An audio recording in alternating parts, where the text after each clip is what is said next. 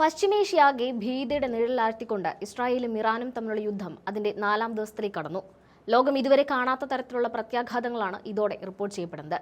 ഇറാന്റെ Islamic revolutionary guards corps അഥവാ IRGC നൽകിയിരിക്കുന്ന ഏറ്റവും പുതിയ മുന്നറിയിപ്പ് നരകത്തിന്റെ വാതിലുകൾ തുറക്കപ്പെടും എന്നാണ്. ഇസ്രായേലിനും അമേരിക്കയ്ക്കുമെതിരെ വരും മണിക്കൂറുകളിൽ അതിശക്തമായ തിരിച്ചടി നൽകുമെന്ന പ്രഖ്യാപനവുമായി ഇറാന്റെ ഔദ്യോഗിക വക്താവ് അലി മുഹമ്മദ് നൈനി രംഗത്തെത്തി. ശത്രുക്കൾ നിരന്തരമായ ശിക്ഷാ നടപടികൾക്കായി കാത്തിരിക്കണമെന്നും ഓരോ നിമിഷം കഴിയും തോറും അമേരിക്കയ്ക്കും ഇസ്രായേലിനും മേൽ നരകവാതിലുകൾ തുറക്കപ്പെടുമെന്നുമാണ് ഇറാൻ സ്റ്റേറ്റ് ടെലിവിഷനിലൂടെ അദ്ദേഹം പ്രഖ്യാപിച്ചത്. കഴിഞ്ഞ ഏതാനും ദിവസങ്ങളായി നടന്നുകൊണ്ടിരിക്കുന്ന മിസൈൽ, ഡ്രോൺ ആക്രമണങ്ങൾ ഇനിയും വർദ്ധിപ്പിക്കുമെന്ന സൂചനയാണ് ഇറാൻ നൽകുന്നത്. ഇസ്രായേൽ പ്രതിരോധ സേനയുടെ ഭാഗത്ത് നിന്ന് അസാധാരണമായ തിരിച്ചടിയാണ് കഴിഞ്ഞ 4 ദിവസത്തിനുള്ളിൽ ഉണ്ടായിരിക്കുന്നത്. ഏകദേശം 4000-ലധികം ബോംബുകളാണ് ഇസ്രായേൽ വ്യോമസേന ഇറാനിലെ വിവിധ ലക്ഷ്യങ്ങളിലേക്ക് ഇതിനോടകം വർഷിച്ചിരിക്കുന്നത്. 2025 ജൂൺ മാസത്തിൽ ഇരു രാജ്യങ്ങളും തമ്മിൽ നടന്ന 12 ദിവസത്തെ ഓപ്പറേഷൻ റൈസിംഗ് ലയൺ എന്ന യുദ്ധത്തിൽ ഉപയോഗിച്ച ആകെ സ്ഫോടക വസ്തുക്കളേക്കാൾ വലിയൊരളവ് ഈ 4 ദിവസത്തിനുള്ളിൽ മാത്രം ഇസ്രായേൽ ഉപയോഗിച്ചു കഴിഞ്ഞു എന്നാണ് IDF വക്താവ് എഫി ഡെഫിൻ വ്യക്തമാക്കുന്നത്.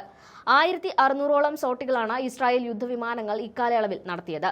ടെഹ്റാനിലെ അതീവ സുരക്ഷയുള്ള ആണവ നിലയത്തിന് സമീപമുള്ള കേന്ദ്രങ്ങളിൽ പോലും ഇസ്രായേൽ വ്യോമാക്രമണം നടത്തിയതായി സ്ഥിരീകരിച്ചിട്ടുണ്ട്.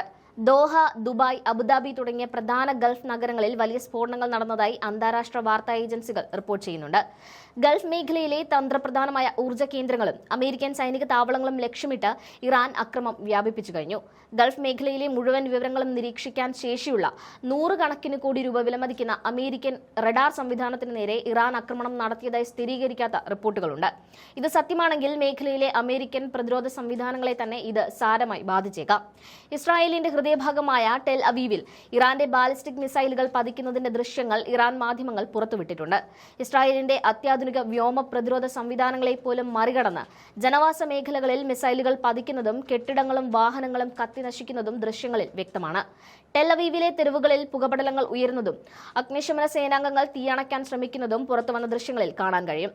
കഴിഞ്ഞ ഞായറാഴ്ച മുതൽ ഇസ്രായേലിൽ മാത്രം ചുരുങ്ങിയത് 11 പേരെങ്കിലും കൊല്ലപ്പെട്ടതായാണ് രക്ഷാപ്രവർത്തന വിഭാഗം അറിയിക്കുന്നത്. അതേസമയം അമേരിക്ക നടത്തുന്ന ആക്രമണങ്ങൾക്കെതിരെ ഇറാൻ വിദേശകാര്യ മന്ത്രാലയം കടുത്ത പ്രതിഷേധമാണ് രേഖപ്പെടുത്തിയിരിക്കുന്നത്.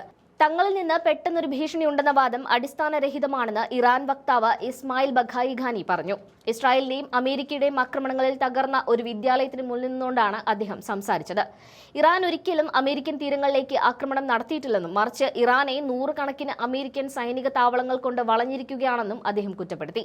ഇറാന്റെ ആണവ പരിപാടി അവസാനിപ്പിക്കുക, മിസൈൽ പ്രതിരോധം ഇല്ലാതാക്കുക തുടങ്ങിയ ആവശ്യങ്ങൾ ഉന്നയിച്ചാണ് ഈ കടന്നുകയറ്റമെന്നും ഇതിനെയെല്ലാം അതിജീവിച്ച് ഇറാൻ അഭിമാനത്തോടെ ഈ പരീക്ഷണ ഘട്ടം മറികടക്കുമെന്നും അദ്ദേഹം പ്രത്യാശ പ്രകടിപ്പിച്ചു.